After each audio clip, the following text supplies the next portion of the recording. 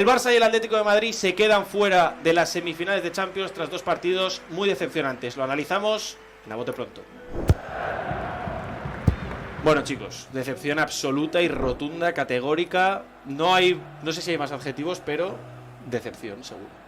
Bueno, a ver, yo creo que distinguir ya de entrada que la decepción es para con el partido de vuelta, no con el papel 100%. Hecho por Atlético de Madrid y Barça en las eliminatorias en global. Yo creo que en general, quizás al Atlético de Madrid sí le dábamos como ligero favorito en la eliminatoria del Dortmund. Sorprende cómo se han dado las cosas en la vuelta, pero se entiende viendo el partido de ida. En el caso del Barça, creo que nadie daba un duro porque llegasen a este punto y le hayan competido tanto al Paris Saint-Germain, que se presumía como gran favorito y que, bueno, decíamos cuando hemos visto los partidos que tendrá que seguir demostrando que se le tiene que considerar como tal, pero desde luego que en cuanto a las eliminatorias en global no ha sido una decepción, pero sí que creo que son 2 vueltas muy mal gestionadas, teniendo en cuenta que partían con la ventaja, que el Barça encima jugaba en casa, que el Atleti ya era favorito en global en la eliminatoria. Me parece que podrían haber gestionado mejor los partidos de vuelta, no sé qué pensáis vosotros. Sí, al final, bueno, hay 2 eliminatorias para hablar. Por parte del Atlético de Madrid, yo creo que el partido de ida la sensación sí que fue de aquí el equipo sale habiendo perdonado que la diferencia en el marcador fuese superior, es decir, el Atlético sale con un 2-1, donde yo creo que tras los primeros 70 minutos la renta podría haber sido mayor, unos últimos 20 minutos de partido donde realmente hay una desconexión. Yo creo que ahí el Atlético lo castiga, y la vuelta no deja de ser un poco, yo creo que la cara que vemos del Atlético de Madrid cuando no juega en casa, con un Borussia Dortmund muy volcado a atacar, con los jugadores en el área rival, y aparte de ahí el Atlético no es cómodo en esos contextos, y yo creo que se ha notado en el partido. Yo viendo el partido de vuelta y estando de acuerdo con lo que decís, mi problema es que aunque el partido se hubiese ido a la vuelta con ese 2-0 que todos asumíamos que era muy bueno, ¿cuánta de realidad había en ese 2-0? Viendo lo que ha pasado en la vuelta. Es decir, viendo el planteamiento con el que sale Simeone con solo un gol y que se lo remontan tan fácil, si hubiese ido 2-0, yo intuyo que hubiese ido un poquito más hacia detrás todavía el Atlético de Madrid, y que si el Dortmund lo hubiera necesitado, lo hubiera llevado otra vez a remontarlo. Lástima por el Atlético de Madrid, que llevaba una buena renta, y si veíamos esa versión que nos creíamos cuando cambiaba el chip de Liga Europa, podía meterse en las semifinales en un año, bueno, titubeante, tanto en Liga, Copa del Rey, al final en la Champions tienes opciones, y que ahora se queda una temporada, bueno, a afianzar la 4ª plaza, pero sobre todo es el mazazo de cómo te marchas de la competición.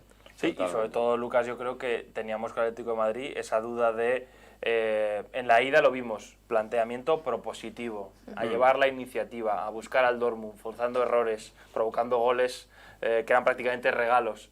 En la vuelta vas con ventaja, planteamiento reactivo, te espero atrás, me hundo, y llegan mis errores que han sido los que han acabado condenando al Atlético de Madrid. Es esa eterna división que siempre vemos en el Atlético de Madrid, sí, ¿no? La lucha interna de Spider-Man y Venom, ¿no? No sabes cuál te va a tocar, pues un poco eso. Yo creo que es una eliminatoria muy marcada por los campos. Lo dijimos en la previa y creo que no nos hemos equivocado en ese sentido. Creo que la eliminatoria, con el orden inverso de los partidos en cuanto a escenario, habría sido exactamente igual, en el sentido de que el Atleti habría sufrido mucho en Signal Iduna Park y habría tenido que remontar en el Metropolitano. Igual le hubiera venido mejor. Igual habría venido mejor. Sí. Igual estaríamos hablando de que habría pasado el Atleti. Yo en la porra, si no me equivoco, dije que me parecía favorito el que jugaba la vuelta en casa, porque los 2 equipos son mucho más fuertes en casa, y estoy en desacuerdo con Nacher en que cuánta realidad había en aquel 2-0 de la ida, que acabó siendo un 2-1.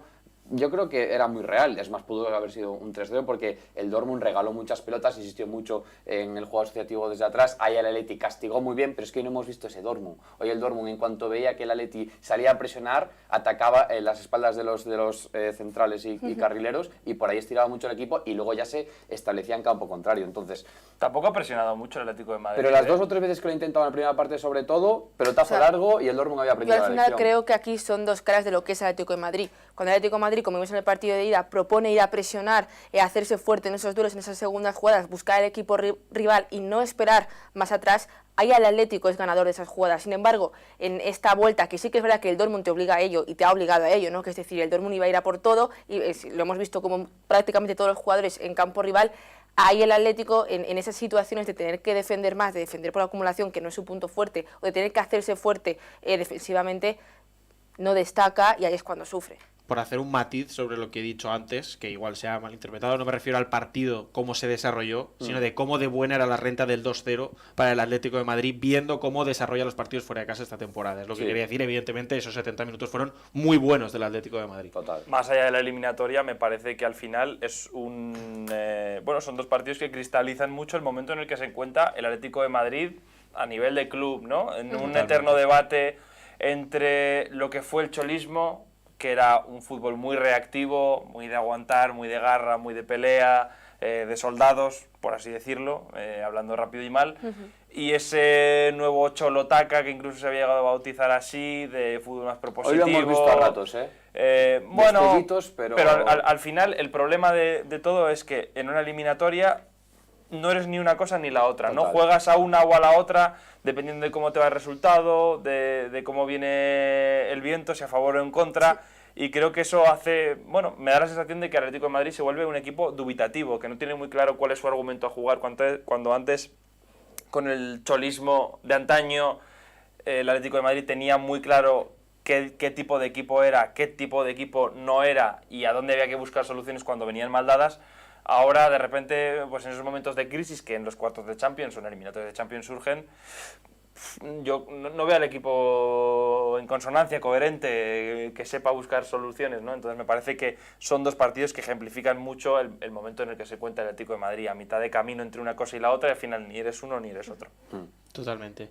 Pasamos, si queréis, a hablar del otro partido que también ha tenido mucha miga, ese Fútbol Club Barcelona 1, Paris Saint-Germain 4, un partido que claramente está condicionado por la acción en el minuto 29, pero que empezaba ganando el Fútbol Club Barcelona y parecía que podía estar cercano al partido que vimos en París, con un equipo, el de Luis Enrique, que estaba cerca del área, que parecía que amenazaba, pero no terminaba de materializar en ocasiones.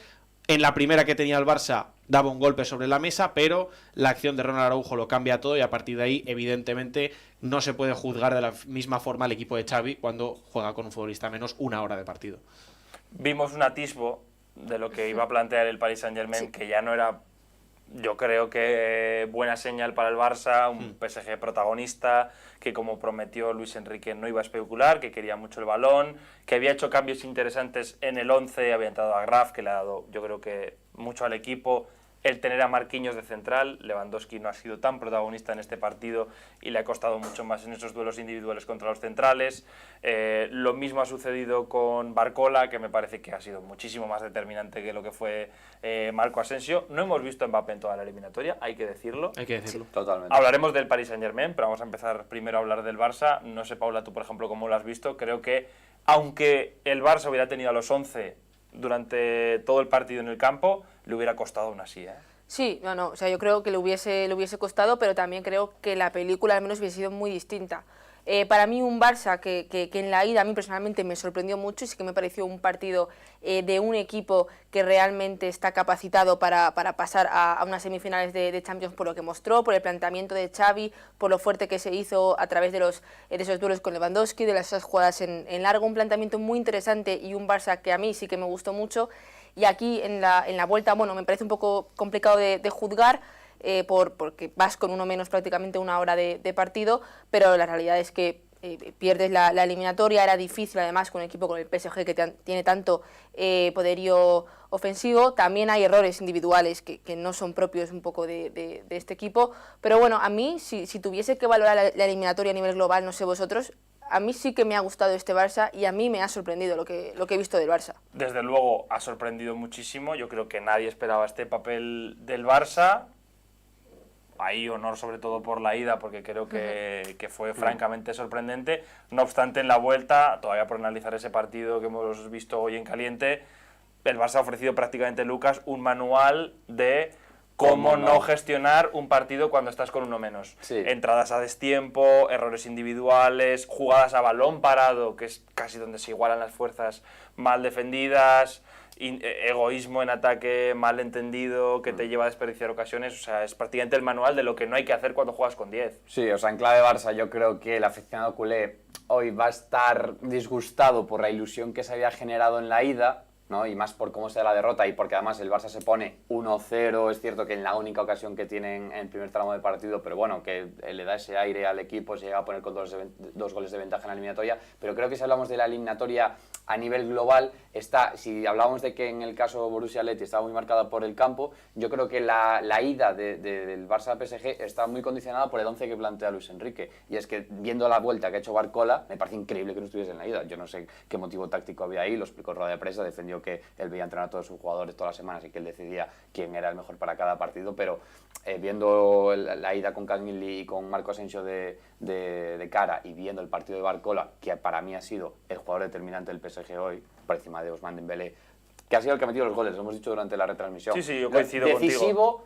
O sea, efectivo de cara a puerta, Dembélé. Decisivo, Barcola. Provoca el penalti, genera ventajas constantemente Más durante el trascendente partido. el juego, sí. Totalmente. Y un descubrimiento porque contra la Real ya le vimos en la anterior eliminatoria cositas, pero en la eliminatoria contra el Barça se echa el equipo a la espalda el francés. No obstante, decíamos, el Barça, pese a la eliminación sorprendente, en global, mejor Barça del que esperábamos. Sí. Nacher, en cambio, el Paris Saint-Germain, pese al pase, para mí, decepcionante, sí. O por lo menos una incógnita se queda encima del Paris Saint-Germain. Yo solo le doy el Barça, sí que saco una lectura positiva, que son los, no sé cómo cuantificarlos, pero 120 minutos hasta la expulsión, que es literalmente un manual de cómo hacerle daño al Paris Saint-Germain. Tendrá que tomar nota el Borussia Dortmund porque daño le hizo mucho al equipo y lo hablábamos la semana pasada, que nos había avisado Honrubia de cuáles eran los puntos débiles y los aprovechó muy bien hasta esa expulsión. También en clave de lo que decíais, Manuel, de cómo no gestionaron esa expulsión, creo que es un equipo que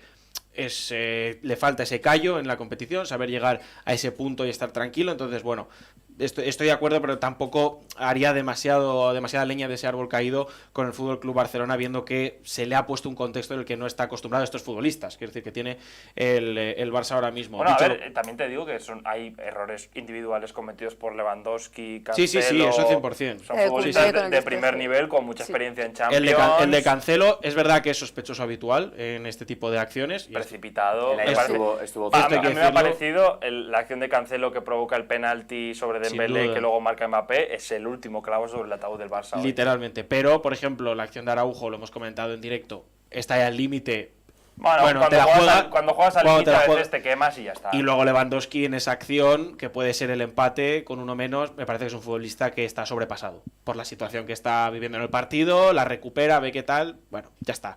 Dicho lo cual, con el Paris Saint-Germain estoy de acuerdo con la lectura que hacíais de que es un equipo que nos ha ofrecido menos de lo que esperábamos, que aún así hoy ha hecho un partido de vuelta donde ha sabido aprovechar, que lo hemos visto a veces en la Liga Francesa, con un futbolista más y se quedaba 0-0 el partido.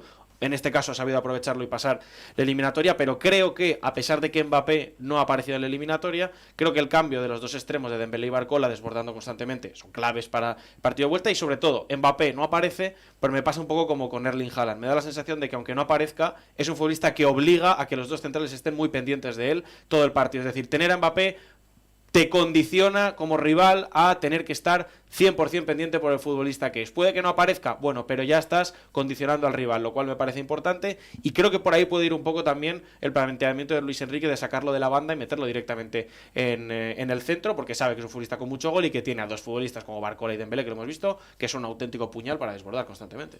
Bueno, el PSG desde luego es favorito en la semifinal, sí. Paris Saint-Germain, Dortmund, para pasar a la gran final de Londres, en la cual, bueno, pues esperan por el otro lado bastantes cocos, que veremos qué es lo que sucede durante la siguiente jornada. Bueno, un poco por concluir, yo diría que en general, insisto, no me parece una jornada o una eliminatoria decepcionante en global para el Atlético de Madrid y para el Barça, pero siendo que en la ida se les había puesto tan de cara, no han sabido gestionar esas ventajas, sí. No han demostrado tener ese callo competitivo que es tan importante en Champions, el saber sufrir, el saber aguantar. El Atlético de Madrid especialmente me da la sensación de que en la vuelta ha tenido 5 minutos de colapso en la primera parte y 5 minutos de colapso en la segunda parte que le han bastado para encajar 4 goles, que es una absoluta barbaridad. Sí. No hay Dios que le dé la vuelta a eso, es imposible. Si te lo dicen hace años no te lo crees. Sí. Yo sí que tengo la sensación de que soy un poco más crítica con el partido del Atlético de Madrid, porque yo creo que la oportunidad para pasar a semifinales era esta y contra el Borussia Dortmund. O sea, creo que era realmente el momento que tenían, y a mí el partido de vuelta, un poco sabiendo ya lo que podíamos esperar que plantease el Borussia Dortmund y demás, sí que a nivel personal me ha decepcionado un poco más y soy más crítica en ese sentido. Yo creo que la lectura que hicimos sobre la importancia del campo, del partido de vuelta, es real, pero creo que un club como el Atlético de Madrid, que lleva tantos años seguidos en Champions, que ha jugado 2 finales en los últimos años y demás, no puedes depender tanto del factor tu afición y el factor campo. Tienes que tener más sobre el terreno de juego para que, si en una eliminatoria no puedes jugar el partido de vuelta, tengas los suficientes argumentos para pasar. Pero ya no solo el campo, es que al final es una cuestión de cómo plantear los partidos dentro y fuera, porque es que el planteamiento del Atlético de Madrid en el Metropolitano y fuera del Metropolitano es radicalmente diferente.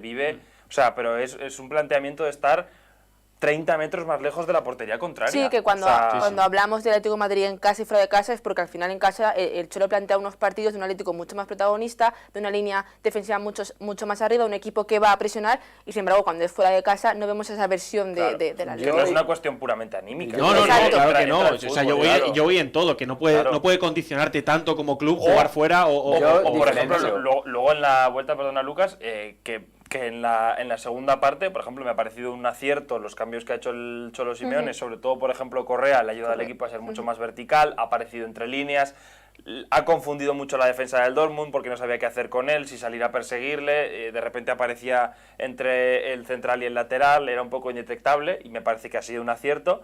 Pero insisto, le da la vuelta a la eliminatoria y enseguida paso atrás, especulo, no me sale porque además es una defensa mucho más endeble de lo que solía, y de repente en 5 minutos brum, el castillo de naipes se viene abajo y hay que darle la vuelta otra vez, es imposible. Pero es que aplica también para la eliminatoria anterior. O sea, de Milán se pudo llevar 2 o 3 goles perfectamente, que perdonó a Arnautovic y se podía haber ido 3-0. Entonces, sí, haces un partido excelente en la vuelta y en tu casa, pero es que no puedes jugar así en el partido de fuera. ¿Ibas a decir, Lucas? A mí me parece mucho peor partido el que hace en Milán, en el Giuseppe Meazza, que el que hace hoy en el Signal Iduna Park, y diferencio las derrotas de San Mamés o de Montjuic o de Mestalla de la de hoy. O sea, creo que hoy el Atleti ha estado mucho más cerca. Es cierto que esos 2 lapsos que encaja 2 goles consecutivos en primera y segunda parte no te los puede permitir y por eso está fuera de la competición, pero no hay que dejar de acordarse de la que perdona Morata y de la que perdona Correa. O sea, son jugadas que cambian partidos y ahí sí también influyen igual esos 2 lapsos defensivos como esos 2 errores clamorosos de tus delanteros o los delante del portero. Dicho lo cual, os voy a lanzar una hipótesis que me vais a comprar seguro. ¿Cuáles han sido los mejores partidos del Atlético de Madrid esta temporada? Copa y Supercopa contra el Real Madrid. ¿Cuál es el planteamiento del Atlético de Madrid? ¿Especular? No. ¿Cuál es el mejor partido en Champions del Atlético de Madrid? El del Metropolitano contra el Borussia Dortmund y el del Inter de Milán, creo que también en el Metropolitano. Sí. De nuevo, ¿sale a especular? No, sale a buscar el partido. En el partido quizás que sale propositivo y sale trasquilado, quizás son las eliminatorias contra el Athletic Club en Copa, pero al final, bueno, es un duelo de tú a tú, el Athletic está mejor, chapó, chao, no hay nada más que hacer. Yo te tiro otra. ¿Qué partido del Atlético de Madrid esta temporada fuera de casa, aparte del 0-7 del Rayo, que me parece un paréntesis en la temporada, recordáis bueno del Atlético de Madrid? En Balaidos ganan súper fácil. Facilito. Por lo que sea, te acuerdas. Pero no obstante, insisto, me parece que en los grandes partidos contra rivales de entidad y demás, siempre ha salido mejor parado, en los cuales iba con un planteamiento mucho más propositivo, a buscar el partido, totalmente. A buscar al rival del equipo contrario, etcétera. Decías, por cierto, momentos que definen partidos, no tenemos que olvidarnos que seguro que hay mucha gente que no lo está mencionando, el partido del Barça-Paris Saint-Germain no ha estado exento de polémica y ha habido ahí varias decisiones en las que, bueno, habrá gente que está más o menos en desacuerdo. La primera y más evidente es la expulsión de Araujo, que me parece, bueno, que tiene cierto sentido el criterio de UEFA de yo voy a hacer que prevalezca la opinión o la interpretación que ha tenido el árbitro de campo en el momento que lo ha visto, por encima de la que pueda tener el VAR a posteriori, con una cámara lenta, repeticiones, etcétera. Ahí yo te diré, estoy de acuerdo, me parece bien, es un contacto leve, puede ser interpretable, a unos les parecerá que sí, a otros les parecerá que no, pero cabe dentro de los posibles, hay contacto y si hay falta roja, no hay más. Luego, no obstante, está ese posible penalti a Gundogan, de los que habrá muchos culés que se acuerden, cuando el Barça lleva por detrás en la eliminatoria y ese posible penalti le hubiera la posibilidad de empatar y llevarlo a los penaltis o a la prórroga por lo menos. Bueno, hay un contacto con Gundogan, se trastabilla, Vitinha, no hemos llegado a ver una repetición en la que se vea si ese traspiés es autoprovocado, es provocado por un cruce con Vitinha, me ha sorprendido lo rápido que se ha resuelto la situación. No sé qué pensáis vosotros, por comentar un poco rápidamente. Sí, a ver, todas las acciones susceptibles de penalti se revisan. Otra cosa es que se pare el partido para un check-over y demás. Entendemos que desde la sala VAR se ha entendido que no había nada más, que estaba bien interpretada según digamos, los 4 supuestos. Dicho lo cual, a mí también me ha sorprendido mucho la rapidez con la que se ha reanudado. Yo soy partidario de que siempre en estas acciones, aunque sé que no va así el reglamento con el VAR, pero yo siempre soy partidario de que esto se haga una segunda revisión, porque, como decías, es una jugada trascendental en la eliminatoria, tal y como estaba el partido, y creo que no es una acción tan meridianamente clara como para que se reanude rápido. Creo que merece detenerse un poco y no pasa nada por si perdemos 2 minutos y se revisar. Me preguntas mi opinión. A mí, cada vez que la veo, me parece más penalti. No veo el contacto 100% claro, pero me parece que hay contacto, y ese contacto que trastabilla Gundogan es penalti. Es así. Y 5 minutos, y ya con esto cerramos súper rápido. Lo veíamos, ahora lo tenemos ahí en una pantalla delante. La pregunta es obligada. El Barça está fuera de la Champions, a 8 puntos del líder en la Liga. La Copa ya ha terminado. La temporada del Barça oficialmente se acaba hoy. Va a clasificar para Champions, salvo desastre, pero ya está. Eso es todo lo que hay. ¿Qué sucede con Xavi? ¿Se va? ¿No se va? Y sobre todo, bueno, un poco cuál es el futuro que vosotros le veis a este Barça después de, oye, yo sí que veo brotes verdes quizás, o motivos para la ilusión en este final de temporada, esa reacción post-dimisión en diferido de Xavi, los jóvenes, Lamine Yamal, Cubarsí. ¿Qué esperáis un poco de la temporada que viene del Barça? Veremos si será con Xavi o sin Xavi. Paula. Qué buena pregunta. Qué gran pregunta. En clave Xavi, a ver, sí que es verdad que si coges un poco, ¿no?, lo que el Barça ha competido desde que Xavi anuncia que se va hasta ahora, sí que hay brotes verdes. A mí, de todas formas, en cierta manera me parece que todo esto llega tarde, llega muy condicionado por el contexto del club. No sé qué hará el Barça, no sé qué hará Xavi. Yo, si me imagino y si tuviese que mojarme, yo creo que Xavi no continuará ahora. No lo sé, y es más mi apuesta por ahí. Esta semana había declaraciones cruzadas, tanto por la parte de la directiva del Barça, que insistía en que les haría mucha ilusión que siguiera Xavi. Xavi se ha reafirmado en rueda de prensa diciendo que su decisión es firme y que no va a seguir, y lo cual a mí me parece lo honesto y lo que tiene que hacer el club. Es decir, no tendría mucho sentido que un proyecto que el propio entrenador considera terminado siga, y yo he sido de la cuerda de que si, aunque hubiese ganado la Champions el Barça, el proyecto para Xavi está finalizado, debe finalizar. No hay más. Si el propio entrenador, el propio capitán de barco no confía, no va a confiar en los futbolistas. Otra cosa es el efecto Xavi, del que pues a veces hemos hecho un poco de gracia, no, es una realidad matemática hasta este partido, 10 victorias y 3 empates sin ninguna derrota, pero creo que también los propios futbolistas hayan dado un paso al frente diciendo queremos al entrenador, pero no consideramos que sea una cosa anímica. Hemos entrenado diferente, nos ha funcionado mejor y el equipo ha rendido bien. Dicho lo cual, la trayectoria brevemente de Xavi como entrenador del Barça no me parece ni mucho menos tan catastrófica y tan mala como mucha gente la dice. Súper rápido y ya nos vamos. Lucas Peteiro, este Barça con Cubarsí, con Lamine Yamal, si el verano lo salvan, no sé cómo, todo el tema de las palancas queda para otro vídeo, lo salvan, medio mantienen la plantilla que hay ahora, tal, ¿están para competir para todo? ¿Sí? ¿No? Yo creo que vienen años de transición. O sea, quizás es una frase muy dura, pero creo que al Madrid se le vienen años de mandar en España relativamente fácil, salvo que el Madrid haga, pues tropiece mucho en Liga o se entretenga con Champions o con Copa del Rey. En Liga, en general, pues se va a encontrar con una estructura, un club más ordenado y más dado a que eso fluya bien. Y el Barça, respecto a Xavi, yo creo que a pesar de estos últimos meses, sin perder desde el día de Villarreal, que lo vivimos allí in situ con la dimisión, aquel vídeo grabado a las 3 de la mañana en el estadio de Barcelona, o bueno, 1 de la mañana, no me acuerdo.